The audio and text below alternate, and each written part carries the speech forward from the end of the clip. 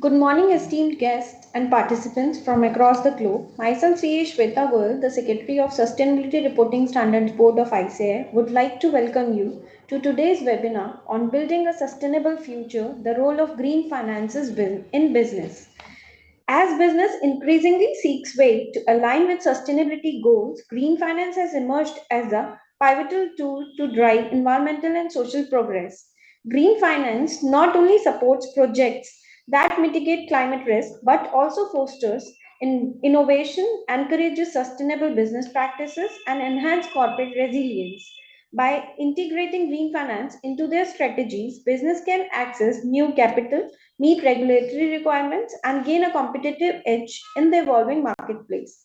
In today's session, we will explore the pivotal role that the green finance plays in advancing sustainability and how companies can leverage it to achieve their long term goals. Our expert speaker of today will guide you through this. Now, we would like to introduce our esteemed speaker, Mr. Ashish Gupta ji.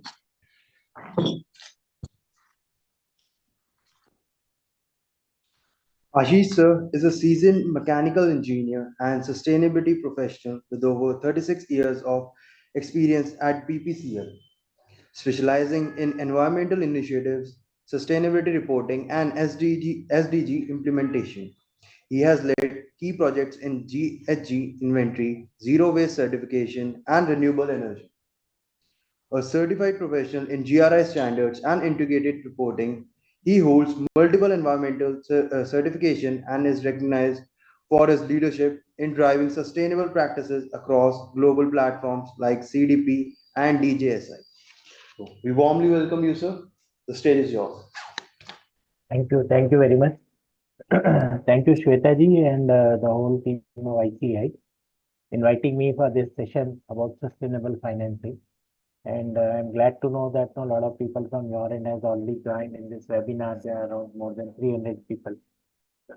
So let's begin. Know what is sustainable financing is. See, today I understand you all are from finance department. Now there is additional term which is sustainable has been added there along with green financing. So that is what we need to understand and explain why this has become very important for any company per se to look at why green financing or sustainable financing has become important for any business. And that is what the today's topic is for us to understand what is that we have to focus on to see that company should run as a business as usual. At the same time, also look into why such things have become important for every company, right?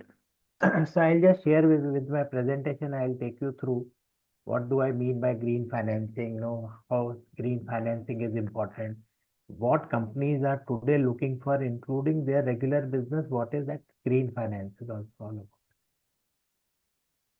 Can you see my screen?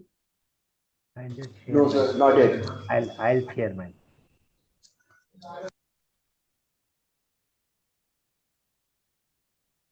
Now, can you see my screen?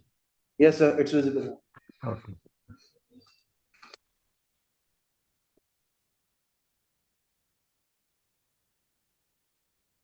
So as I told you that today's topic is actually sustainable finance, and sustainability is nothing but we have to see that what we are going to leave for our future generation, right? Same is the case here also.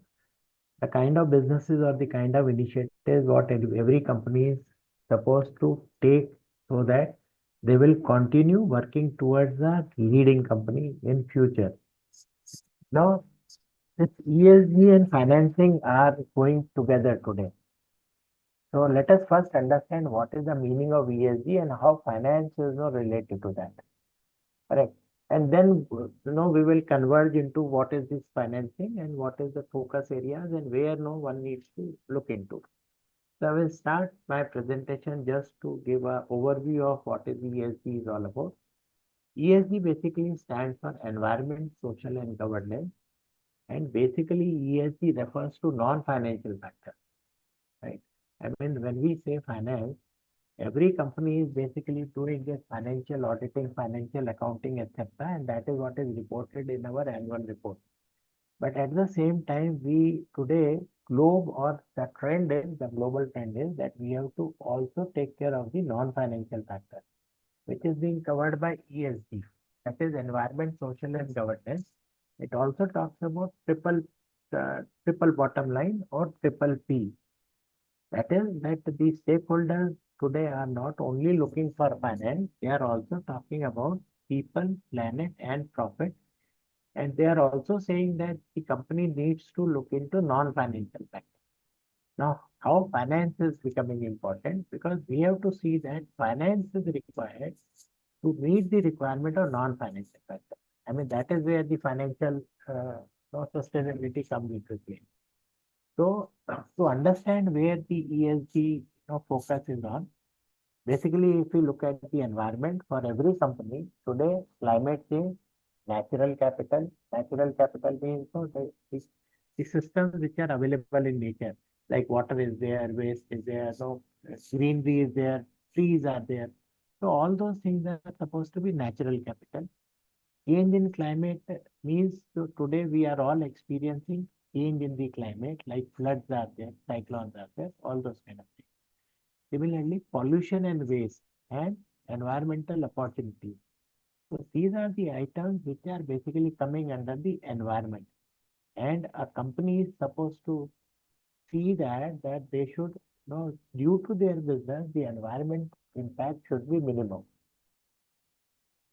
Coming to the social part, the other important thing is what is the contribution of company towards the society, which looks into human capital. Human capital means the employees, which are being engaged by the company.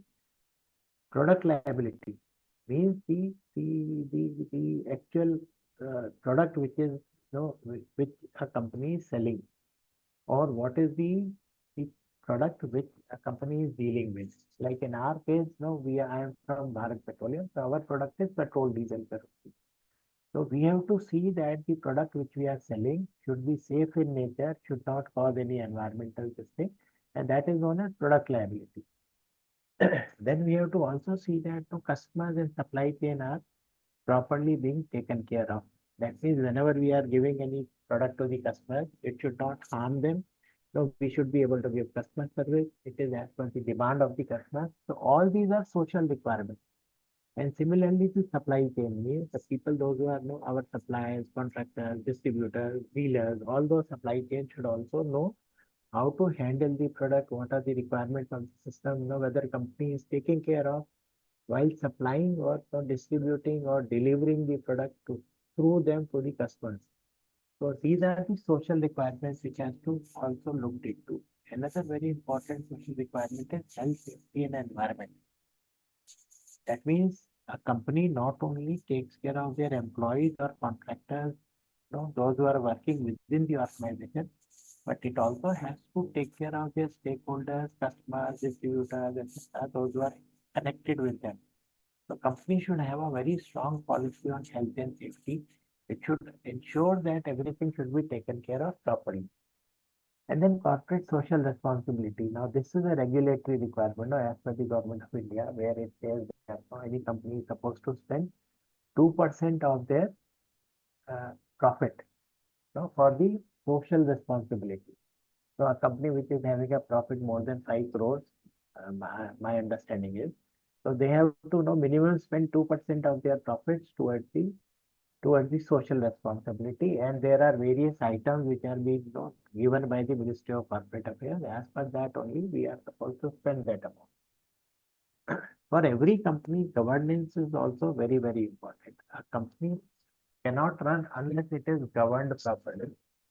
And the basic requirements are that whether the policies are correct, whether company has policies in vogue, whether it is available in public domain, whether ethics and integrity are good for a company. Now, why we say that Tata is a good company? Because we over a period of time, we all have experienced that the company has got good ethics. It takes care of their employees. It is integrity is good. Whenever we ask for a customer service, we experience that. I think that is the reason now why companies are considered to be good or bad with respect to their governance. Similarly, we are the company is not into anti-competitive practices. No, company should have their policies, detailed policies with respect to the engagement of the board members, with respect to whistleblower policy, with respect to anti-fraud policy or any other policies, like health, safety, environment, sustainability policy. There are so many policies which a company displays. So governance comes to when we say that the board members are continuously working towards the growth of the company as well as to see that the integrity of the company is good in the eyes of the public. So these are the major items which are required for a company to focus on with respect to ESG and stakeholders now today. Today, why stakeholders are actually looking towards ESG, because ESG needs to be integrated within our business as well as strategy. We cannot only say that we will continuously produce our product and then sell it and gain the profit. No. At the same time, it also talks about that are we not spoiling the environment? Are we taking care of people, or are we having a good governance system? It is also stakeholders wish to see that whatever the strategic action and the plan which company is making, are they being communicated properly, whether ESG is also part of it. I mean, this is the new trend which has come up, which may not be there earlier. People were only experiencing it, or there are certain companies which were implementing that. But today it has become important for every company to look at whether are they focusing on all these three issues. Right. So companies which do not engage actively with their stakeholders will find it increasingly difficult to access market. There are certain companies, those who are not following that, then automatically, stakeholders will come out of them. Slowly, customers will stop taking products. Growth will not happen. So those kind of things will automatically start degrading. And that is where company has to take care of their human capital, financial capital, as well as it has to ensure that no non-compliance should take place. I mean, a company which is getting into the regulatory violations would never be able to succeed in future. So that is the requirement of governance, that company should ensure that every policy or a government policy has been implemented. Then only stakeholder or the customers would feel that yes, this company follows all rules and requirements of the policies which are implemented by government. Just look at the outcomes and what is the ESG outcome and what are the today's requirements with respect to the stakeholders.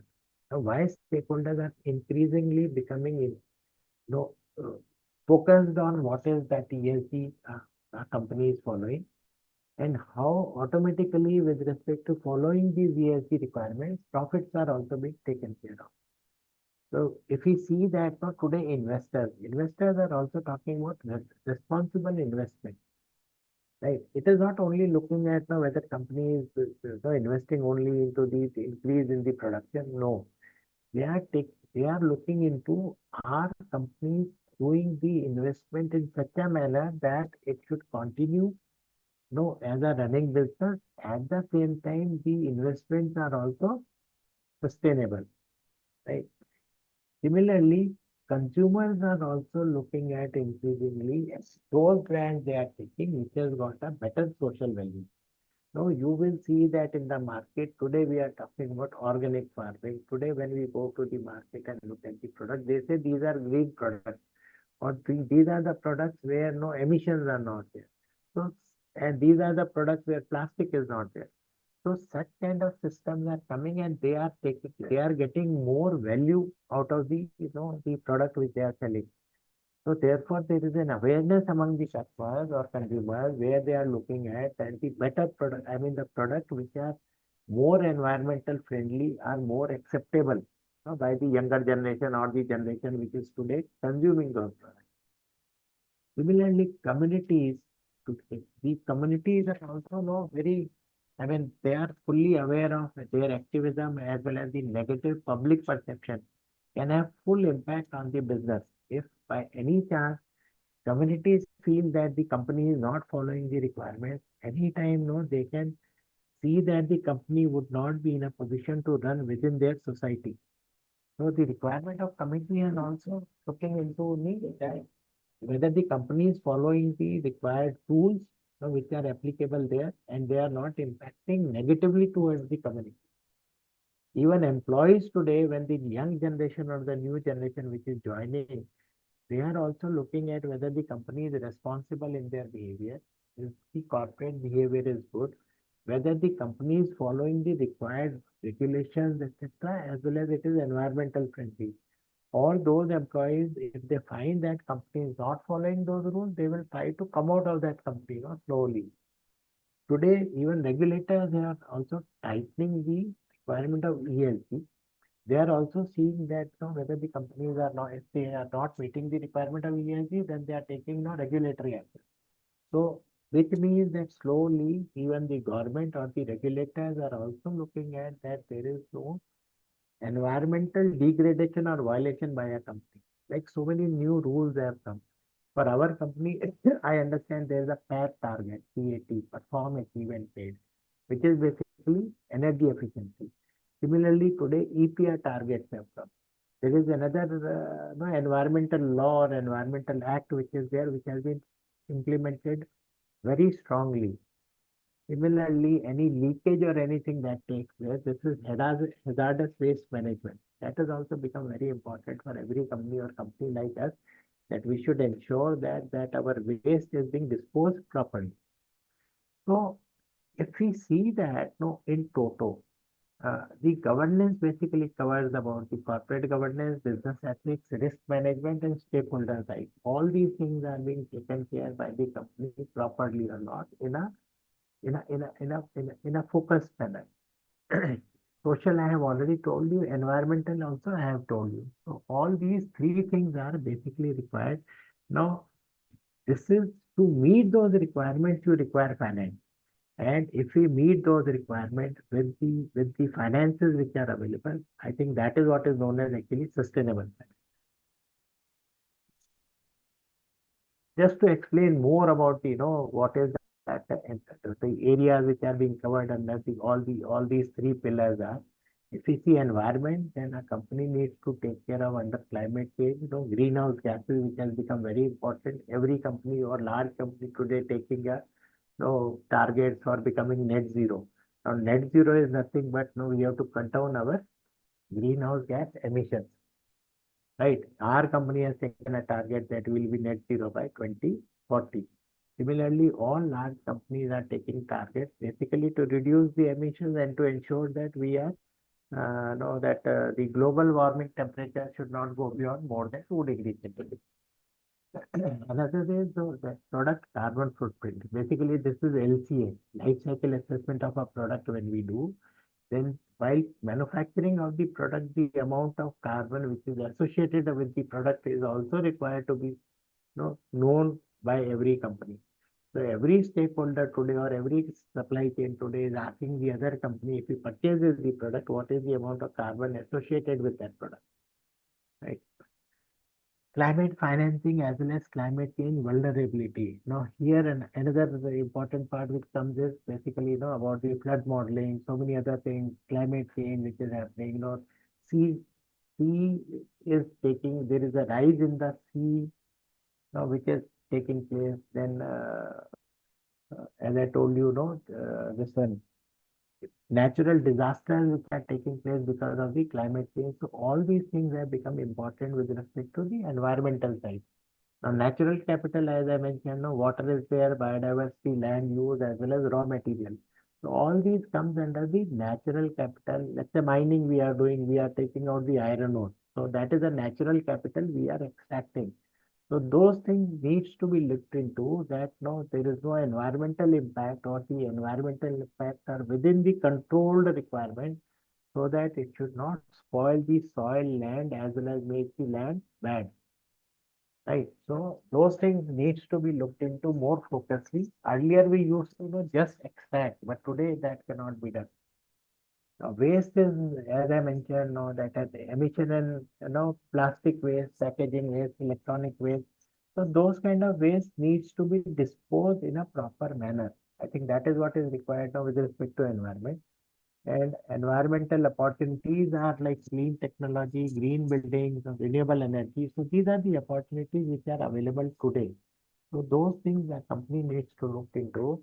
Like if we are there, then no, I mean, whether the company is putting solar or the renewable energy there to cut down their emissions. Similarly, there are green buildings, which are being certified by various agencies which are there, like GRA is there, CII is there, LEEDs are there. So the purpose of this green building is to ensure that whenever we are not sitting in an office or our house, they are green in nature. More greener means that no, we are cutting down our energy requirement to the lowest, right? Similarly, when we are using renewable energy means, I mean, we are using solar, wind, or no, I mean, there are various ways of power that we are consuming so that we are not emitting emissions. So these are the focus area towards the environment. Similarly, for a company, a social requirement is basically towards its labor, health and safety, human capital. Human capital is very, very important because you require no trained manpower who is working within your company. But at the same time, unless the company is going to take care of their requirements, means, I mean, the basic facilities which are being given to every employee, if that will not be there, then no people may not be able to relish working in that company. They have no medical, I mean, leaves are there, salaries are there, no basic other facilities or let's say transit flat movement, you get LFA, you get, so many other things with you and your family. If those things are being, or even the training requirements of an employee for their growth. So if those things are available for an employee who is working in a company, then only he will feel yes, no company is basically taking care of. So those things are also becoming important because unless the skilled trained manpower is available with the company, it may not be able to take the initiatives, requirements, or the growth because human capital is something which is very, very important. Similarly, sustainable procurement.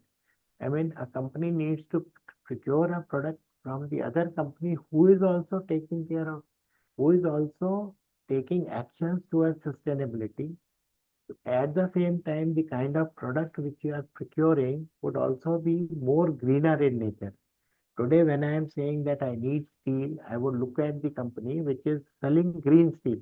So that will become a sustainable procurement. I will look at the company which is doing the less emission. Now maybe I will try to take the product through ship tankers instead of getting the product transported through rail. Right. So automatically I will try to cut down my emissions in that manner. Similarly, social benefits, pension payments, all those things are basically towards the employees who are working within the company. And at the same time, a person who is working in a company would also like to see that there is no discrimination between the gender, right? That means equal pay is being paid to both the employees, whether it's male, female, whether it is no. When you are working within the similar kind of a system, okay, within the same grade, there should not be any distinction. So that is what a company generally looks at, or the employee who is working in a company.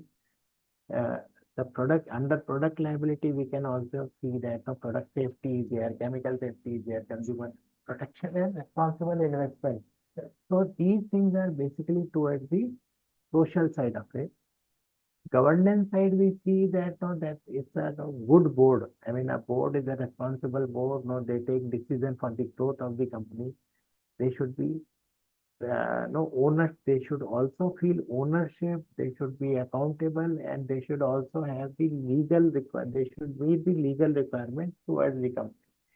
So governance, that is how these are the various items which we can link for under environmental, social, and governance side of it.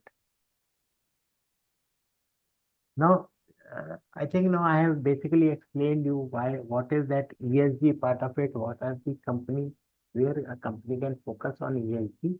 And then let's see the link between that ESG and the finance, how finance can be, no, I mean, this all what I talked about is basically about the non-finance, but let's see, how finance can be related to both.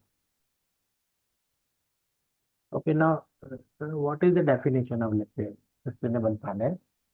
Sustainable finance is a financial approach that considers environment, social, and governance factors along with traditional financial requirements. Correct. So a finance, you normally a company what it used to do was spending finances basically for purchases, for costs, for no, so many I mean capex requirement, opex requirement, and other things. So that is the normal requirement for a finance which it does. But when we say sustainable finance, we also consider that that finance also taking care of the ESG requirements. That environmental requirements are being met, social requirements are being met, and the governance requirements are being met besides traditional finance. That means that making investment decisions that not only offer competitive return but also contribute to more sustainable future. So when we say that we are going to spend money on the renewable energy, we also are looking at it is not only a business case, it is not only we are spending money on the low cost energy, but at the same time we are seeing that this energy will remain for a longer time at a very low cost. At the same time, it is not also creating emissions. So this kind of a system automatically becomes a sustainable finance. The need for sustainable finance in India is India. I hope you all are aware that India has taken a target under NDC globally. NDC is nationally determined contributions by India. So during COP26, India has taken a target that we are going to be net zero by 2070. The other countries, European countries and the other countries, they have talked about that they will be net zero by 2040. But India has taken a target that we will be net zero by 2070. That means we will cut down our emissions to almost zero by 2070. And the purpose of all this is basically to ensure that global warming should not take place. Or global warming takes place to such an extent that the temperature should not go beyond 1.5 degrees centigrade. So that was the target which was taken by our Prime Minister during COP26, that was at Glasgow. So to meet that requirement, now it is very important that India should be able to spend money or to put money into those kind of initiatives which are sustainable in nature and which should all be aligned with the targets which has been taken by India. Because during their NDCs, in the contributions what India has committed to globe is that we will do a lot of renewable energy investment. We are also going to cut down our emissions to 1 billion, no, 1 billion tons. We are also going to increase our, carbon sink by 3 billion tons. So those are the kind of targets which India has taken, and that is why the investment needs to be there in clean energy, infrastructure, sustainable practices, as well as mobilizing these resources which are towards the cleaner energy. Now, climate change is another very important part of it, because due to climate change, a lot of actions or a lot of things which are happening within the country and a lot of natural disasters which are taking place. Therefore, climate change has become now one of the most important risk factor for every company. Today, let's say we got a coastal refinery and there no flood comes, that means the whole refinery we have to shut down, right? Or if the cyclone comes, then the people get affected as well as your product movement gets affected, your petrol pumps get affected, leakage takes place, and the risk of safety also takes. So climate change has become one of the major and the important factor for every company to be considered under the risk. Now India is one of the major emitter of greenhouse gases. Today, India, the per capita consumption is low, but the requirement of energy has become higher because of the more population which is available in India. And India is considered to be one of the country which is on a growth path. Therefore, India is one of the major emitter of greenhouse gases, and sustainable finance is one of the crucial transition to clean energy sources and mitigate climate risk like extreme weather events. Now, during some 5, 6 years back, TERI has conducted a study for us where they found that certain important parameters which we are experiencing today with respect to climate change, where they mentioned that there will be less number of rain days, but the amount of rain will be very high. I think that is what we are experiencing. They have also said that Rajasthan will become one of the area where more rains will be there. I think Rajasthan, we always felt that it will be a dry area, but slowly we are finding more and more rains toward that side. We also felt that the western coast also, western coast, right? Cyclones will come. See that that study has been conducted 6, 7 years back. Today, even western coast also we are finding that cyclones are coming. Even eastern coast were always no cyclonic prone, but today western coast is also slowly that this scenario is emerging. So climate change is something that we have to always see that how to combat, how to meet those requirements of climate change. See, because another important, very, very important part is water. See, water is no, everybody requires water, and there are possibilities of proper normal drinking water is something which may not be available over a period of time, or even it will become very, very costly. So this is that resource depletion, and India is one of the area where we felt that water scarcity and even the possibility of land degradation, which is basically natural resources. So sustainable finance can support investment in resource efficiency, pollution control, and ecosystem restoration. Like we should need to ensure that in our company, what we have done is we have taken a zero waste to land certification.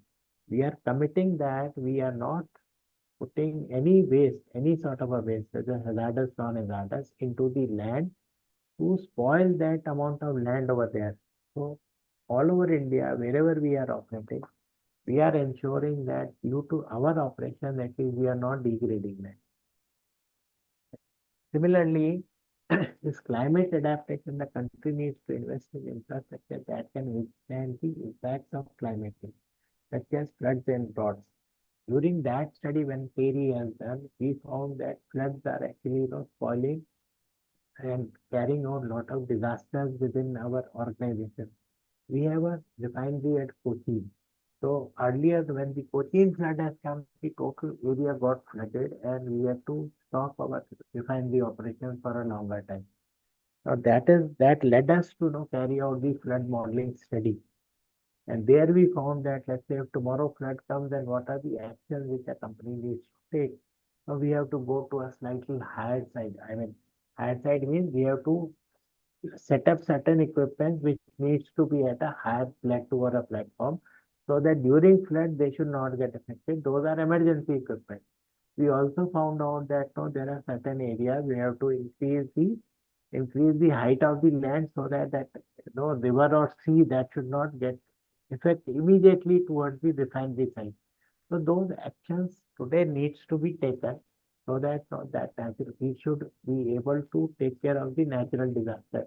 Even today, when the floods comes in Odisha or Bengal, you would see that earlier it used to create more disasters than today, because I think government is also taking a lot of actions before informing to the people. No awareness has been created, so that people immediately come out of that area, because we cannot stop natural disaster which is taking place.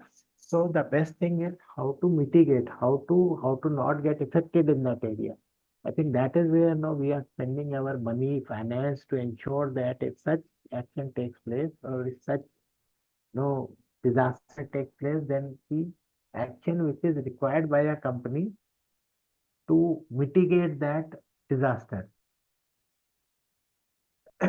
Another important point is inclusive growth. Now, sustainable finance can promote investment in sectors like renewable energy and clean technology that not only creates job and drive economic growth in a sustainable manner.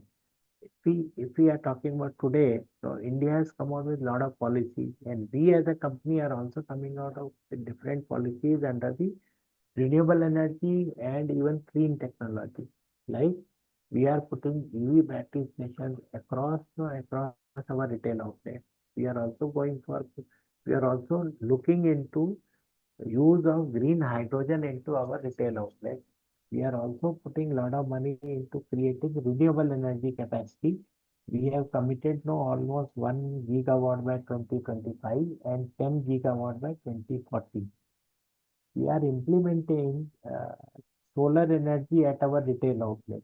So basically, why I am saying all this is because here the money is being spent and more amount of jobs will also get created to maintain, to see that, so that the systems are being implemented. Not only us, even by our stakeholders also, they will also get more and more amount of investment as well as the jobs will be getting created into the new kind of a technology. So that is what we are talking about sustainable finance, that we have to see that the area or the business cases where no money is also being spent as well as the cost is also coming down, right? So this is the area where we are including, I mean, inclusive growth means that it is not only the finance which is cutting down the emissions, but at the same time it is also helping the socially people to get growth and the overall cost is coming down and we are using the natural resources in a far, far better manner. I think that is the aim of the that should remain today the aim of the company to ensure that the business should continue in such a manner that the it should not affect to the future generation which is going to come over at a later stage. Social equity means that sustainable finance can support financial inclusion of undeserved communities and promote investment in areas like affordable housing, sanitation, and healthcare. Now, this is where know that our CSR funds and things like that comes in. We are taking a lot of actions towards this side, or a company needs to see that the habitable conditions should be there for not only for their employees but also for their communities which are in and around, so that cleanliness will take place. At the same time, the waste we would be in a position to take care in a proper manner. And the healthcare of the company also, healthcare of not only for employees, but at the same time around the community should also be there. Now, as we as company, we are taking a lot of initiatives with respect to healthcare, like we are now creating hospitals where cancer care is there. So you heard Tata. Tata is not only doing that cancer care in Bombay, but also they have helped a lot of societies across India to set up hospitals. Similarly, Mahindra is doing. Similarly, we are doing. No, IOC, ONGC, the companies are actually putting a lot of money in their CSR activities to see that communities should also take the benefit of these things and grow. I mean, that is not only giving the help to the societies, but at the same time, it is also creating awareness among the people as well as companies basically telling the society or communities that they are not only earning profit, but their major aim is also to ensure that communities should also be taken care of, which is in and around. I think that is the social equality or social equity which is there within the company. Now, meeting SDGs, so how UN, this United Nations, they have created sustainable development goals. And India is also one of the party which has accepted this sustainable development goals and committed that by 2030 we will meet all 17 goals. And this is across globe. So to meet that goal, so whatever that finance or the implementation which is required is also related towards sustainable financing. As you can see here, India has ambitious goals for sustainable development, and sustainable finance can play a key role in mobilizing resources to achieve these goals. I hope you are aware of 17 goals, which also talks about clean energy, zero hunger. So engagement of labor towards your industry or even through your supply chain is also creating jobs and leading to zero hunger, right? Similarly, we say that we are not spoiling land. We are also saying that we are not spoiling water. No, I mean, water under sea or water under land, we are not spoiling that.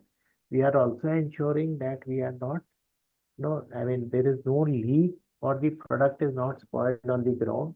Because of that, environmental degradation takes place.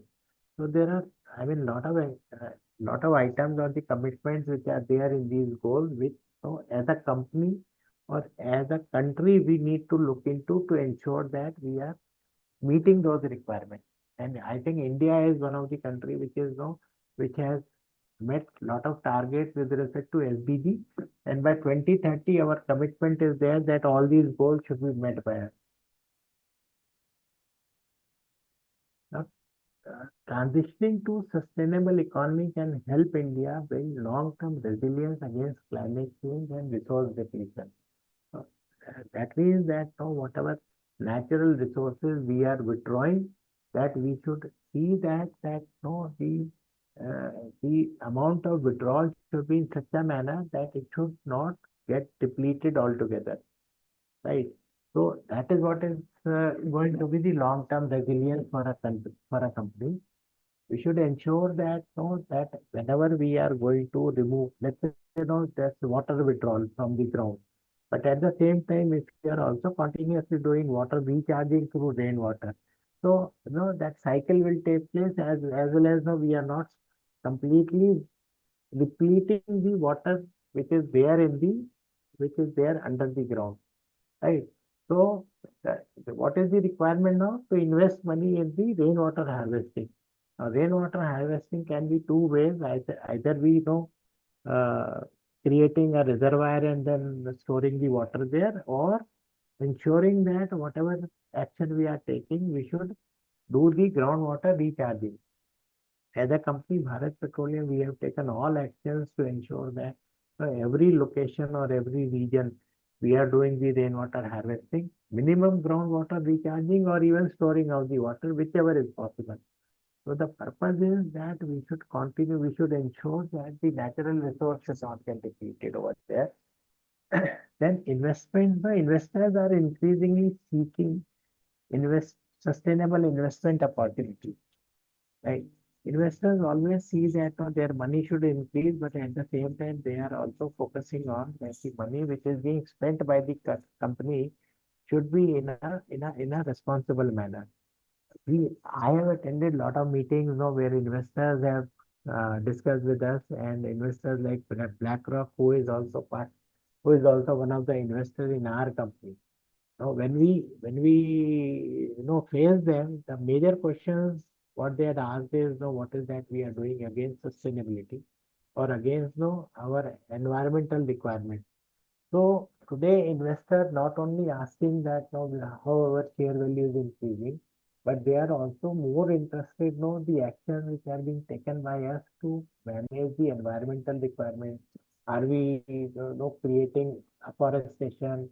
Are we ensuring that water is saved? Are we ensuring that emissions we are cutting down? What are the actions which are being taken by the company? So that is where the investments are coming place today by the investor.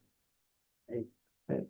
Climate risk, as I already mentioned, that the climate is actually putting a lot of you know, damage to the infrastructure of the company, because this is a natural disaster which is taking place, and every company needs to ensure that the financial decision what they are taking should mitigate the climate damages to its infrastructure.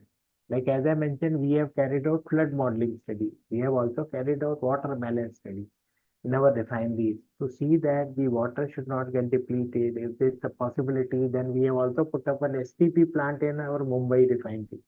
And it's a 80 crore plant where we are getting almost 6 million tons of water, 6 million liters of water per day. Now the purpose you see that now this is another uh, I mean, another source of water that we have created by STP, where earlier we were taking water from municipal committee. But today, instead of that, for our refinery processes, we are taking the water from sewage water from municipal committee, and almost 35% of the water requirement of our refinery we are meeting through this STP water. Now, what is the impact of this initiative which has been taken by our company is that with this water, what we are processing, it is a sewage water, but the amount of water which is saved for the communities is almost like 6 billion per day, 6 billion liter per day, which is sufficient for almost 50,000 people for 1 year, right? So see that the kind of investment which has been done by a company which has given no purpose for the communities, and water has been saved. Whereas we are processing this water at the same rate, and we are using this fresh water which was a sewage water. Correct. So the kind of decision and which is being taken, which needs to be taken by the company is to ensure that your social as well as business requirements both are met. And such investments, any investor would be ready to do because they also find that yes, company is sustainable and now they are trying to see that communities are being taken care of. Now, looking at key developments in sustainable finance in India, right? So government is backing sustainable growth. Government today, so Indian government is basically backing sustainable growth of a company. How they are doing? They are basically doing budgetary focus on renewable energy. Today, government has said that the people, those who are going to put up solar plant on their household, will be given either subsidies as well as benefits by each state. So slowly, that with the Prime Minister's Yojana, it said that no, we will that every household would try to put a solar plant at their house to see that he can consume renewable energy. So this is where the government backing towards the sustainable growth is coming. Government is also talking about clean agriculture and sustainable infrastructure. That means that now government is actually saying that we should focus on those items. Let's say government is focusing on green hydrogen. They are giving subsidies for people to put up the plants so that we can generate green hydrogen and cut down emissions. Government is also talking about put up plant under CBG, no, under such scheme, where companies are being said that to use the biofuel or biomass or bio waste to ensure that we can get CBG out of it. We are also putting up 2G second generation ethanol plant in Delhi, so nearby Panipat is there. In Panipat, one 2G plant of IOC has been set up. Only thing is, right now it is not working in a full capacity. Otherwise, that would have created a lot of parali issues which is happening, in and around Delhi. And more such kind of plants will come in, whole bio-waste will go away. I think we may not be able to see any bio-waste which is being burned by today by the agriculturists. If that whole of that party will go to the, creation of ethanol, then where the parali will come up. So such kind of investments or such kind of plants would be able to take care of the today's problem of pollution which is existing, at the NCR region. So that is where the government backing is coming about the sustainable growth as well as the the the projects which are basically taking care of that environmental issues, for the communities. Another important thing is rise of green bonds. I mean, India is one of the major players in issuing green bonds and channeling these funds towards environmental friendly projects. So green bonds is something now which either government is issuing or even the company is issuing and trying to see that the investment from the public community and people or industry should come in so that those projects can be taken care of which are environmentally friendly, which can take care of the public, which can take care of the societies as well as the investment towards that. And that is where the rise in the green bonds are there today. Stronger regulatory framework. I mean, this is the area where the sustainable finance is coming in. Today, central bank is setting up guidelines for banks to manage climate risk, promote green deposits. The purpose of this all is to ensure that the money which is coming in is going to be invested into the green projects and ensure transparency in the green bond disclosure. So today now we are talking about India has done almost 175 or 200 gigawatt of solar renewable energy. How that has come? That is basically because the investment is coming toward this side and that money is being spent for such larger projects which are coming up in India. Today, I think India is one of the countries which is going in the right direction towards north where no lot of investment is coming into green energy kind of a system, right? We are putting up a lot of money with wind energy, solar energy. We are also trying to find out if tidal energy is possibility. I mean, lot of projects are coming which I have seen where through solar it's a green pumping. No, I mean through solar energy now water is being taken. Now that water is being pumped at in Andhra. I understand one project is coming up where so the solar energy is used to take the water at a higher level, and through that, water turbine is hydraulic power. Through that, water turbine is being generated when solar power is not there, and to ensure that through that, we can further create energy, and it's a kind of a self-sustained project where there is no energy, where the total energy requirement is met through the renewable energy. Correct. So such kind of projects are slowly coming in India, where now we are ensuring that without creating emissions, the companies are in a position to run their project. Another important thing is market is also, looking into sustainability, how they can utilize that, and what are the items which they can focus on. Now, sustainability links loans with favorable interest rate for companies. Now, a larger company, even 0.15% or 0.25% cutting of loans becomes so in terms of crores and crores of rupees. So I think that is where markets are also looking for the kind of projects which are coming in, and the money which can be collected or which can be taken through loan or through interest, where the interest would be less, and project would come under the green project. Now, green finance is also flowing into clean technologies. Like as I mentioned, we are coming up with EV vehicles, right? So electric vehicle is one of the method where no emissions we are trying to cut down. We are also talking about green hydrogen buses. We are saying that hydrogen can also be put into these PNG, the piped gas, where this hydrogen would become, let's say 5 to 15% of the requirement of piped gas, and to that extent our emissions can come down. So the projects which are coming up is not only renewable.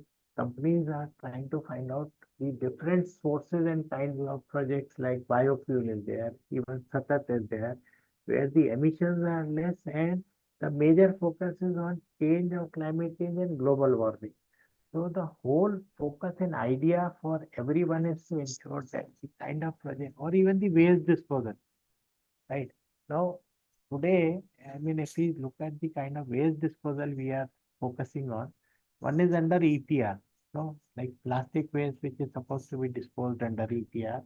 And I hope you all are aware that Indore has become one of the cleanest city, over a period of time. How it has become is, it was a very bad city otherwise. Similarly, Surat has also become a very clean city. How and why it has happened is, the basic purpose is that under enhanced producer's responsibility, EPR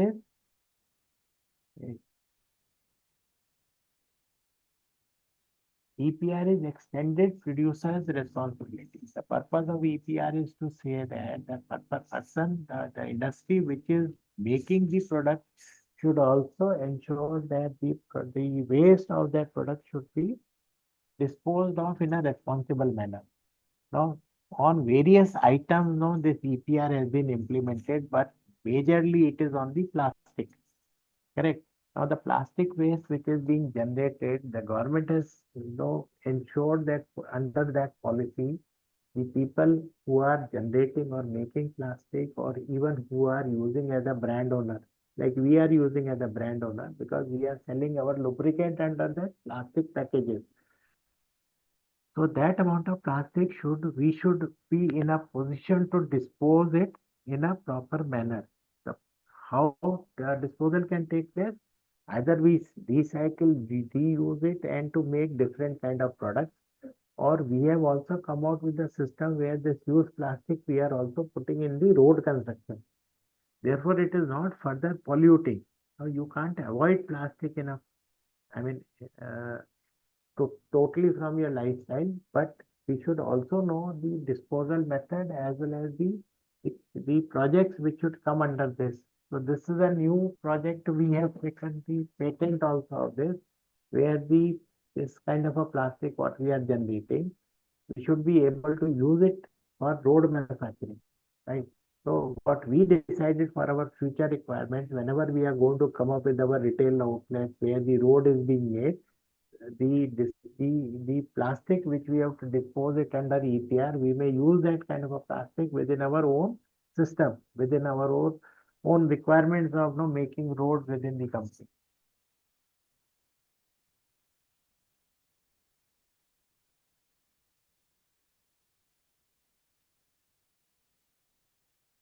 Now, look at the guidelines which even banks or even our regulatory requirement like RBI has also came in for green financing. Today, I mean, recently this circular has come in 21 where the RBI has told all their central bank system that we should focus on greening of the financial system. Now, greening of the financial system means the bank, what they do, they are actually supposed to provide loans for the project to gain the money or the interest. That is what the working system of a bank. I hope you know better than me. But this is where the greening of the financial system is coming up, and that is what the guidelines which are being framed by RBI in 21, where they mention that banks should contribute in those kind of projects which are more focusing on mitigation of climate change as well as the projects which are actually green in nature, right? So this is where this kind of a guideline which has come up from RBI. Besides that, they also mentioned that RBI introduced a green bond framework for accepting green deposits. They also encourage banks to raise funds in the form of green bonds and deposits, which are basically marked for green. They are basically marked for financing green projects. Let's say now we come out with a major project of 1 gigawatt of solar. So we can approach bank and there is a possibility that under that bond, under the bond or under green finance, bank would be in a position to finance that kind of a project. These funds are designated for financing projects with environmental benefits such as renewable energy, energy efficiency, pollution control, as well as sustainable agriculture. So the kind of, I mean, now here the requirement of bank is to select, if I am declaring any project under green project, then bank should have the capability to understand and select that project, whether they can say it as a green project, and accordingly they can finance it. So this is what RBI has come out with the guideline to the bank that you select a project, you find out, and then accordingly you spend the money or give the loan for those kind of projects which are green in nature. They also mentioned that banks are required to follow specific eligibility criteria. That means banks should be able to assess, evaluate, that which are the eligibility criteria to say whether the project is a green project. Correct? And to ensure transparency and credibility in their green financing activities. Then only they should, bank should also try and find out whether the company is transparent enough, whether the company is credible enough, where if they are going to give the money or if they are going to lend it, then they should be in a position to evaluate before saying that as a green project, and accordingly green bond would be given to them. Right. So that is what RBI has come out with the present. Earlier it used to be that bank can give loan to anyone. But today bank is also trying to see that they should also focus on those projects which are greener in nature. RBI also said that regulated entities should carry out an external review of their financial frame. Right. That means that third party would see that the company where the loan is being given, what is their financial framework, and before giving any loan, right, the external reviewer or the third party should be in a position to evaluate that project before giving any loan. RBI also emphasized that allocation of funds raised through green deposits by the regulated entity, they should also get an independent third-party verification and assurance, and that should be done on annual basis. That means that any project should always be, on annual basis, third-party assurance should be done, or PPI should be carried out, or a third party should evaluate the project, which any company is talking under green bond, and ensure that on that only green financing is being done. If companies does not follow the proper rules, transparency, regulation, etc., then green financing should not be given to them. That benefit should not be given to them. I think that is the kind of policy which RBI has come out with. Similarly, SEBI has also come out. So SEBI has also talked about for issuing of green debt securities. Now, there are two methods by which you can raise the loans. One is that green bond, it can be issued, and second is that companies can take a loan. Now, SEBI has mentioned that a company can take green debt securities provided they follow the following requirements, like eligibility criteria should be there, disclosure requirement should be there has to be a proper monitoring and reporting, and third party independent verification should also be there for that sustainable for that project. So what SEBI has mentioned regarding green debt securities is that there has to be a proper eligibility criteria. Issuers must meet certain criteria related to environmental sustainability, such as use of proceeds for green projects or investment that have positive environmental impact. So SEBI has mentioned that yes, you can raise the debt, but provided that the project which you are actually trying to take the loan should meet the environmental requirements, should be transparently disclosed, should be given a proper detailing before setting up the project.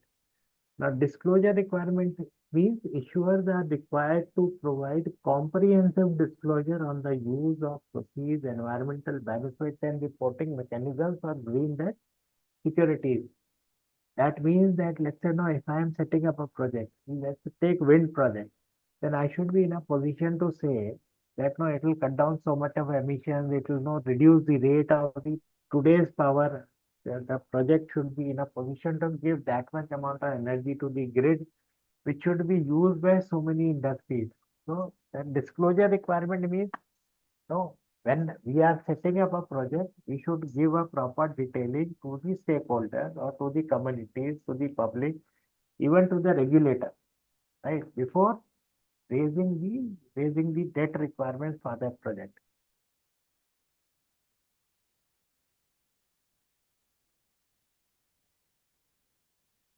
See, whenever we set up a project, there has to be a monitoring and reporting. So the issuer must establish proper monitoring and reporting mechanism to track what is happening with that project. It should not happen that the company is actually saying something and finally the result is going to come out different. So that is what the meaning of monitoring. Every project which is, let's say, timelines has been set. So there has to be a monitoring mechanism. There has to be whatever has been disclosed before setting up the project should also be met after putting up the project. So that all thing needs to be looked into. That is what SEBI has said.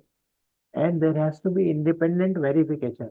So it is not only, that you get a loan, you raise a loan and people give you the loan. Unless the third party, the expert committee should be there, who should be in a position to independently verify that whatever has been committed by the company is being met through that project, then only that green bond framework or the green debt, that should get implemented over there. So all these things are actually required. That is what the SEBI has mentioned as a regulator. So overall, SEBI, what they mentioned is that aim to enhance transparency, credibility, and accountability of a company while issuing the green debt securities. That means people or the community should believe, or the whole system should be credible enough where the people should be in a position to spend money or to contribute money. Right. So that is the requirement which SEBI has mentioned to the company, and thereby fostering the development of green finance marketing in India. This is how the Indian green market would get developed. Both bond market as well as debt market would automatically will develop, provided the focus is on the kind of projects transparently being displayed by the company to the investors as well as to the consumers or or the stakeholders. Now, when we see the future of sustainable finance in India, it's basically policy framework, growing market demand, financial innovation, focus on social impact, and convergence with the global trend. Now, let us see one by one now what we are saying here. See, today, Indian government is expected to continue prioritizing sustainable development through policy. That is incentivizing the green investment, discourage brown industries, and encourage climate risk management. Today, when we say that no, this, I mean, thermal power or generation of thermal power, which is a brown industry. No, it is increasing, no doubt, because in Indian conditions, now energy is actually growth. So it is, but it is not that no brown industry should not be set up. But the problem is that today policy framework says that today we have to cut down our emissions. So major focus would be on those kind of projects which are more greener in nature. So and the incentivization would automatically take place towards the greener investments. Let's say today, if I am going to put up no renewable energy plant, then the investment or the incentives will be more there than to put up the coal power. It may be cheaper, it is a requirement, but the incentivization may not be there, right? So that is the kind of policy framework which today India is looking at. This could also include tax break for the greener technologies. I hope you are aware that India, that government is giving subsidies on implementation of green hydrogen projects. They are also giving subsidies for renewable energy projects. So this is where now we are talking about that tax break would be given by the government so that those projects would come earlier. Let's say not tomorrow government says that no, you get a 7 year tax break or there will be no GST on the projects which are going to be set up for renewable energy. So that is how no these policy framework that is slowly getting implemented, and because of that the industry would also get aligned towards the policy. The other important part is growing market demand. No, slowly market is also trying to see that the environmental friendly projects are coming up by the industry, and awareness increases, investors are likely to seek sustainable investment opportunities. I mean, more and more opportunities which are coming in is towards the those kind of projects which are more sustainable in nature, which are more greener in nature. This will not only drive demand for green bonds, sustainability linked loans, and impact investments. Company will also face pressure from investors to improve their ESG performance. Now, today, companies are actually facing pressure that investors are only investing in those companies which are non-polluting in nature. Now, let's say there are a polluting industry, then automatically investors run away from them. Now, it may be more profitable, but investor would always like to see that he is investing in such a kind of a company which is more not only green, but which is more policy driven, which is governed more appropriately without violations towards the regulatory laws.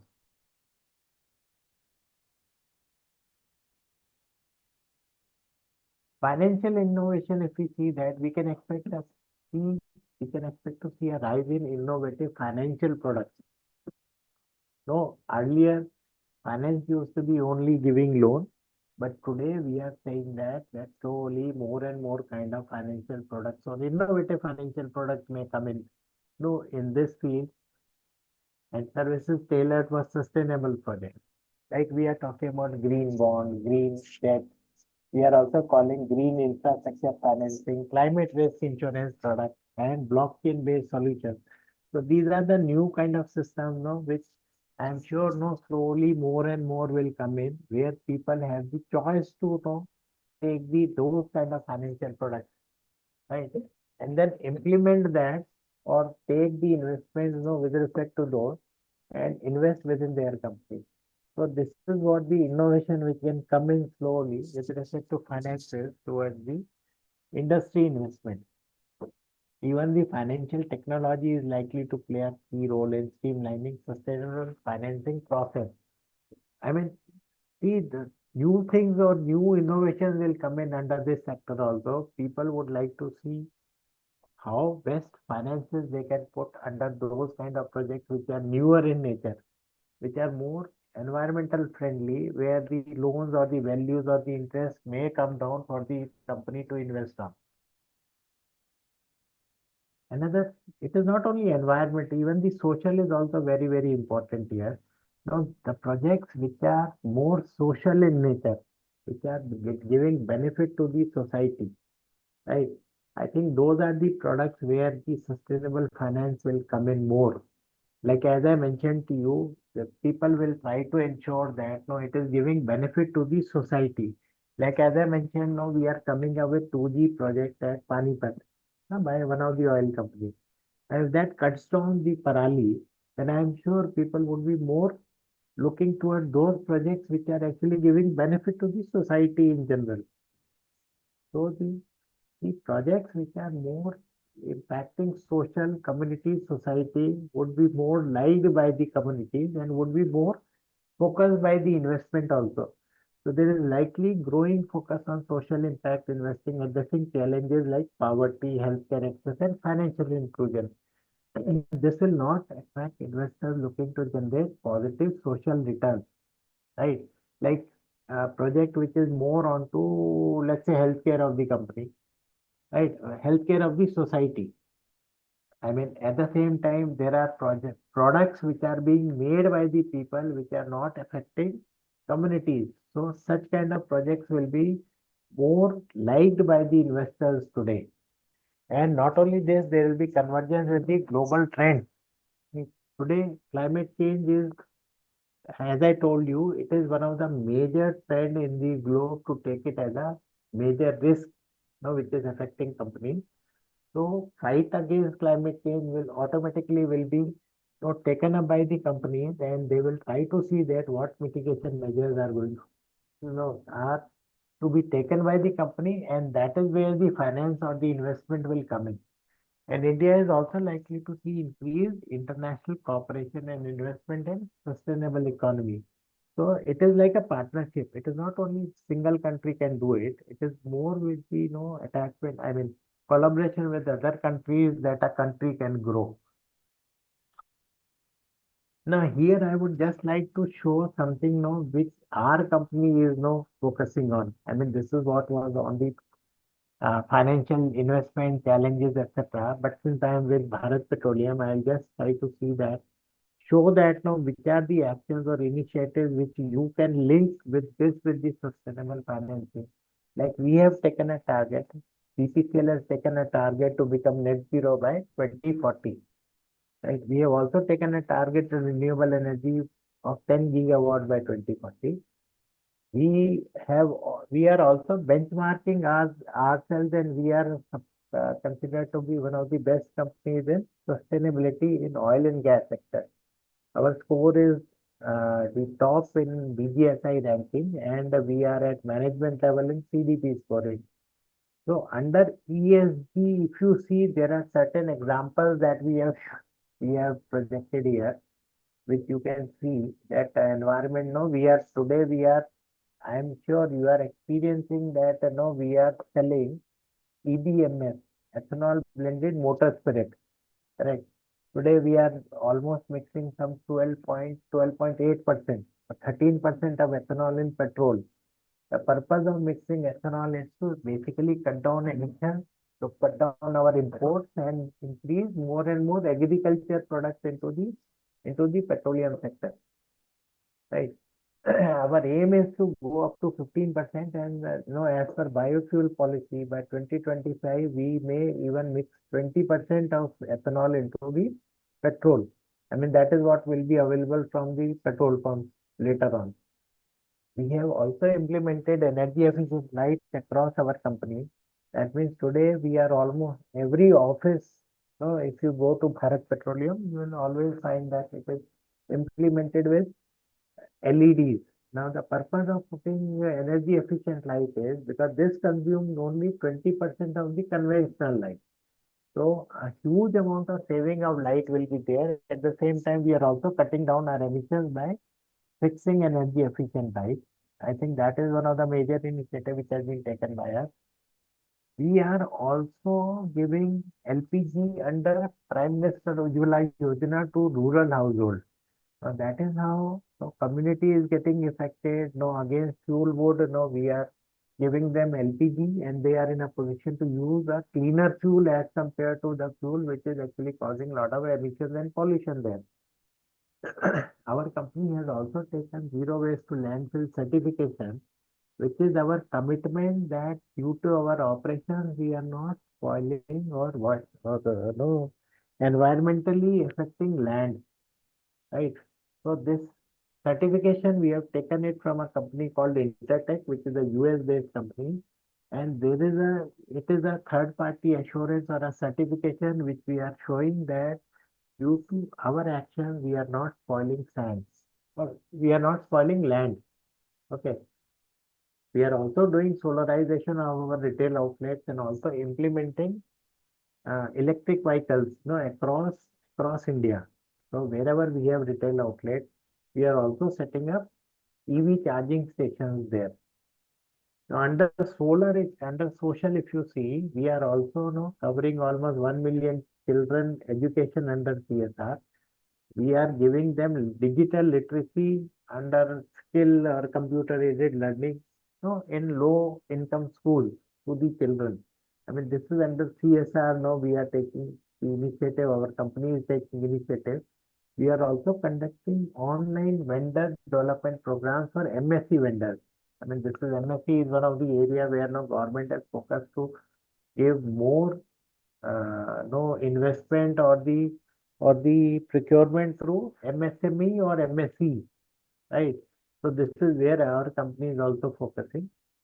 More than 25% of procurement we are doing it through MSMEs, and we got a good HSC policy. Now and CSMS implementation. CSMS is Corporate Safety Management System. This is what has been implemented across all our organizations, and it is implemented for not only for employees, basically our contractors, stakeholders, customers, everybody. Now we have implemented this for safety management system. With respect to governance, if you ask us, then now we have independent directors. Or as per Ministry of Corporate Affairs, they said that every company should have equal number of independent directors or management of board. In our case, we have independent directors which are now heading all our committees, board level committees. We got 3 female directors in the board. Now this is also another requirement as per SEBI or MCA that one should have no female directors. So we have 3 female directors in our board. BPCL has a comprehensive set of policies such as whistleblower policy, anti-fraud policy, sustainability policy, CSR policy. I mean, there are so many policies which are also being projected on the public domain. And then as a company, we have 0 cases of discrimination against gender, caste, creed, religion. I mean, these are some of the actions which I am just trying to show, which you can relate, where these are focused with respect to ESG for our company. Now, getting into the finance, what we are doing. I mean, this is the kind of sustainable financing, which we can link with respect to the financial the financing that we have talked about. In our company, we have declared that we are going to be net zero in scope 1 and scope 2 greenhouse emissions by 2040. Correct. And the amount of money that we have dedicated is approximately, this is what the estimation we have done, that we are going to spend around 1 lakh crore by 2040. Correct. To cut down our emissions, which we have evaluated that as per base year of 2019-20, our emissions were 10.3 MMT, 10.3 million metric tons CO2 equivalent. This was as per the base year of 1920. So when we have made a roadmap, and when we worked out, we found that almost 1 lakh of crore of rupees is required by 2040 to actually cut down our emissions by almost 90%. Correct. We are also implementing lot of projects with respect to green energy, green hydrogen. One of the project of 2 tons per day of green hydrogen we are setting up at our Bina refinery, And we are also trying to create more and more of green hydrogen projects to actually cut down emissions. Now, green hydrogen means the hydrogen which is generated through electrolyzer. Now, here water is being dissociated and we get hydrogen and oxygen. Now, here since carbon is not there, therefore the hydrogen which gets generated here is actually considered to be green hydrogen. And with the help of green hydrogen across BPCL from our refineries, we are actually trying to cut down emissions by almost 15%. Correct. Similarly, I mean, the amount of investment which is going to come here will be actually a sustainable financing and the green projects. Basically, whatever investment which is going to come under green hydrogen. Similarly, bio-CNG is one of the product which we are going to implement heavily, provided we get the favorable policies from the government, and which is going to replace fuel oil in our refineries. Now, in our refineries, we are using LNG or fuel oil or so many other fuels. But instead of that, if we get bio-CNG, if we are going to generate, we accounted that it is going to cut down our emissions by almost 30% in total. As I mentioned to you, like IOC has set up one 2G plant in Panipat. Similarly, we are also setting up one 2G plant at Bargarh in Odisha. And there also, we are also setting up 1G plant, which is going to use agriculture waste and damaged rice grain, etc., where we are going to generate almost 100 KL per day of ethanol. Now, the purpose of ethanol is basically it's an agriculture produce which we are going to use for mixing into petrol to cut down our import requirements as well as to cut down emissions. Now, with these plants, we are going to reduce our emissions by almost 1.1 lakh metric ton CO2 equivalent per year. Right. And we expect that the plants are going to come up by 2025. We are also increasing plantation across BPCL in a large manner. Today we have almost 10.3 million plants across BPCL, and last year we have planted almost 1.6 lakh trees, and we are using different methodology for increasing the afforestation. One is called as Miyawaki technique, where plants are set up in layers and in a smaller area. It's a Japanese technique where number of plants are very high. So that is one method of planting of trees. Another is a conventional method, and third is seed bombing method also, where we are across the highways or the areas or wherever land is available, we are putting seeds there to see the germination and the plantation is coming out. And this system we are doing at various locations. The purpose of that is to make more greenery across at least our country. BPCL is also supporting transition of electric mobility, and we have installed almost 3,000 charging stations, including fast chargers for car and two-wheelers across 120 highways.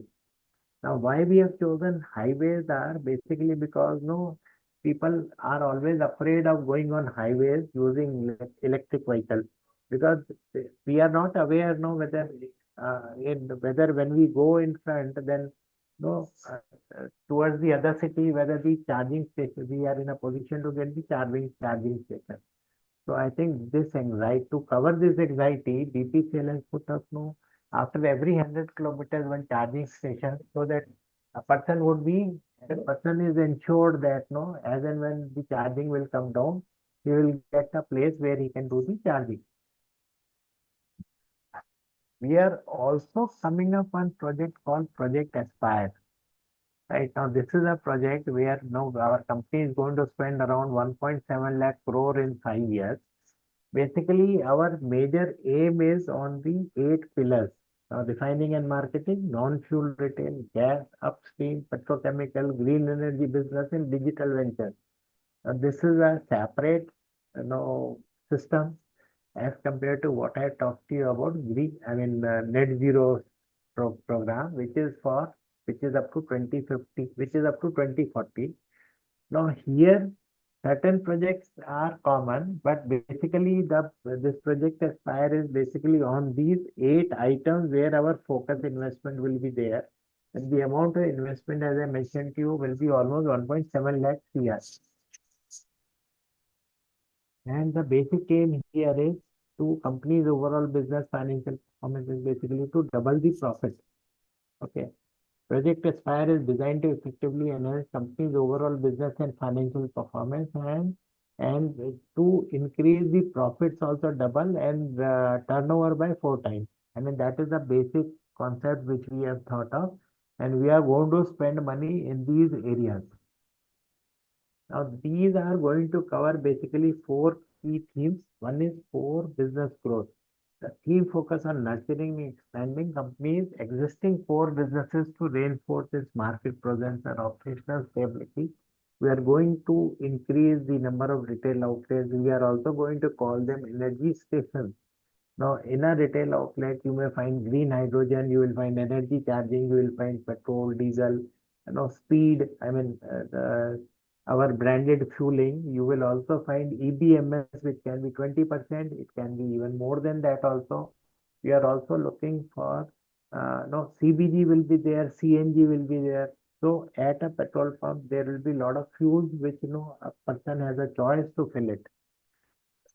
Then there will be investment towards 5 strategic areas, as I mentioned to you, which will be basically on gas, non-fuel retailing, petrochemicals, green energy, and digital ventures. Now, these sectors are identified as transformative bets with the potential to catalyze substantial growth. I mean, slowly you may find that even green energy, more and more growth will be there. Even non-fuel retailing also, we expect a lot of growth will be there. Gas, today when we are saying that India is running on diesel, tomorrow it will happen that we may say that no, because there is a transition from diesel to gas, and more vehicles with gas as a fuel may come in, besides the other fuel like green hydrogen, etc. So we may say that India will slowly get transitioned to gas. There will be foundations strengthening the project, emphasizing on foundational components of the company's operations, including R&D. Now, R&D is one area where now our company is going to focus a lot. Digital transformation as well as collaboration with the other companies where such kind of projects can be implemented. Another important part is we are prioritizing substantial investment in talent development. I mean, human capital is always considered to be one of the very important factors. So talent development is also one of the important area where now we are going to focus a lot. Now, after all this, there are still challenges to address, right? For implementing all this green hydrogen and green bond, green energy, and whichever company is focusing on. But the major challenges now which we have to look into is standardizing the ESG data. I think standardization is something which always there is a concern, and if standardization takes place with respect to data capturing, etc., would always help companies to compare themselves, and ensuring transparency in green finance practices will be crucial. So the meaning of that is it should not be a greenwashing. No, people should commit something, say something, and implementing something else, which would become a greenwashing. So it has any initiative which is being informed has to be transparent in nature, which should be accepted by the people, and it should be credible enough for the people to experience or the communities to experience that company is doing a good job under that project. Developing the capacity to assess and manage climate risk within the financial sector is also important.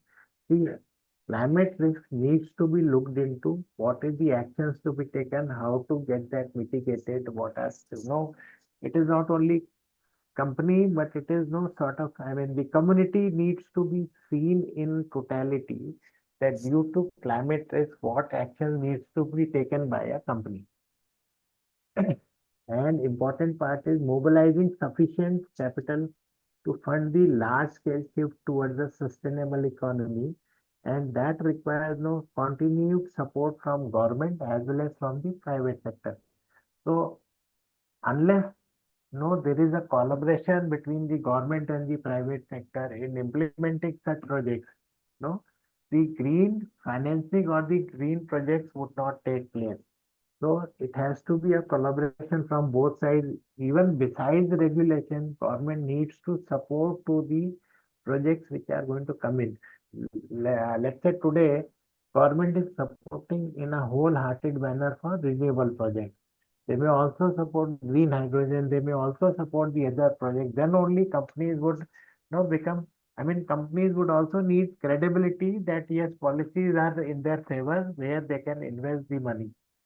So I think these challenges will remain, but I am sure no slowly the people or the companies or the industry would come out of that and they will see that the financing or the green financing or the green projects more and more will come in.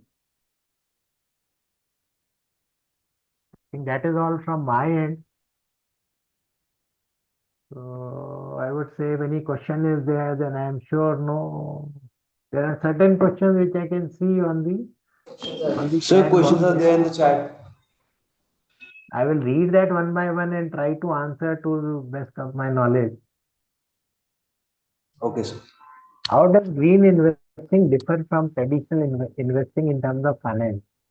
The ESG investing or I mean, if I see the difference between the two are very less, but the important part here is in terms of ESG investing, is there any benefit or more benefit which is being given? That is one. And the projects are needs to be looked into whether the interest is low, whether it is meeting the ESG requirement, then we can say that that investing is towards the ESG investing. Let's say assume that a project is there where we are investing and the interest is 10%. But if that project is towards the green investing and the interest would be 9.75%, so such kind of investment can be taken under the green investing, provided that is what the bank or the person who is giving the loan would also accept to it. Right? Otherwise, hardly there would be a difference, but the projects needs to be evaluated under the ESG. At the same time, is there any benefit under that category that needs to be looked into? For companies like BPCL whose end products like carbon emitting fuel, Scope 3 emissions from customers burning these fuel would be significant. In such cases, how can these companies realistically achieve net zero emissions? A very good question what we had asked for. See, you would realize that I have said that we have taken a target under Scope 1 and Scope 2. Correct? So now here you are aware that you are talking about Scope 3, but there are a lot of actions that companies like us, we are taking under Scope 3. As I mentioned, we are doing ethanol blending and the value of ethanol blending is increasing. We are also doing EV charging. Correct?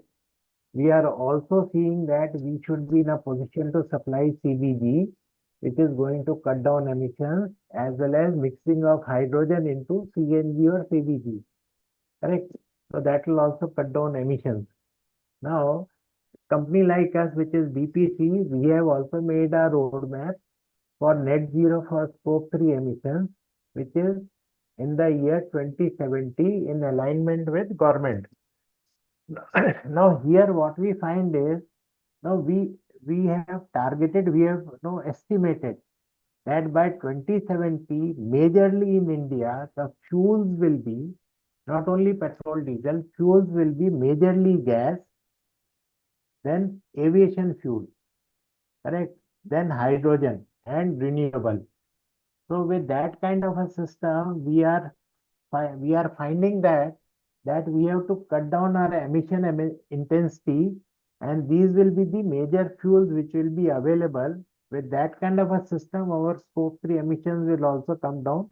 I have told you certain initiatives which company like us is taking to reduce our Scope 3 emissions.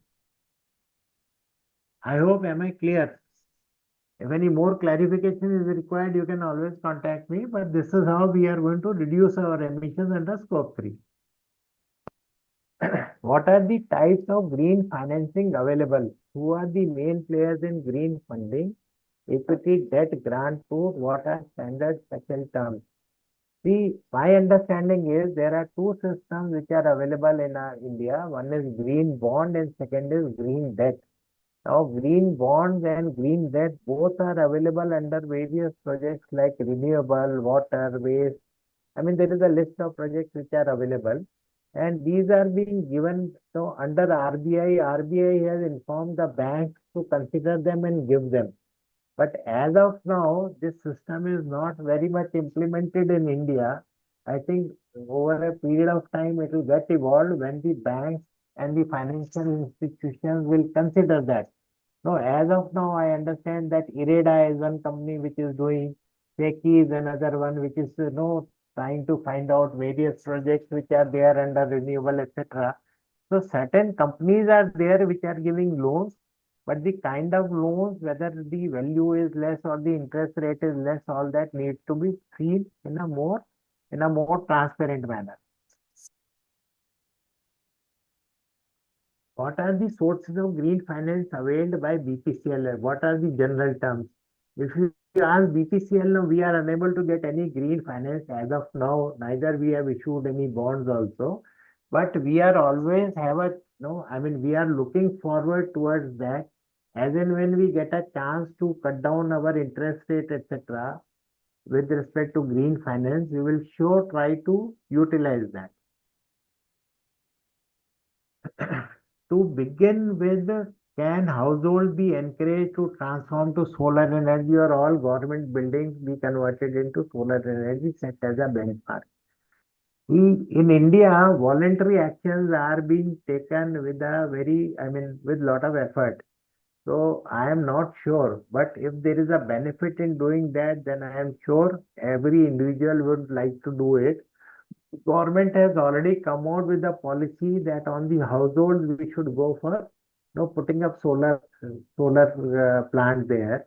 Even government buildings also depending on the government implementation, this will get implemented, and I am sure these all these things are evolving.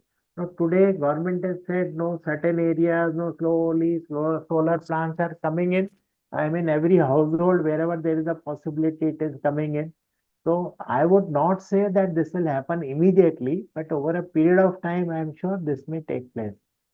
And if this will come as a regulation, then immediately it will take place. These are the questions which I saw in our in chat box now, which are available. Anything more is there? If anybody has a question, he can put it on a chat box. So I'll be happy to answer that. No further questions, sir. No further questions. So I think I have sorry, you are Tejas, right? Yes, sir. Tejas, no, I think I have completed my session. If anything more is there, you can always ask that. Now we are before the timing by almost 15-20 minutes, but I think that was all which I had with respect to green financing to the participants. And you can always contact me, or even offline, online, you can tell them. So if any clarification is there, I would be in a position to answer that. Sure, sir. Thank you, sir. Thank you very much. Thank you, Ashish Gupta, sir. Thank you, sir, for your insightful presentation on the role of green finance in building a sustainable future. Your comprehensive overview of green finance, from its principles and frameworks to its practical applications, have provided us with valuable insights into how businesses can integrate sustainability in their financial strategies. Your discussion on the opportunities and challenges in this space has broadened our understanding of how to navigate the green finance landscape to support long-term businesses resilience and sustainability. As we conclude today's insightful sessions, we extend our deepest gratitude to you, sir, and for sharing your expertise on green finance and its crucial role in shaping a sustainable future.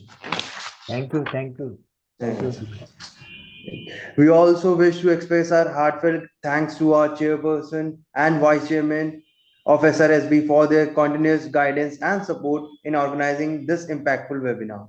Your leadership in promoting sustainability continues to inspire us all.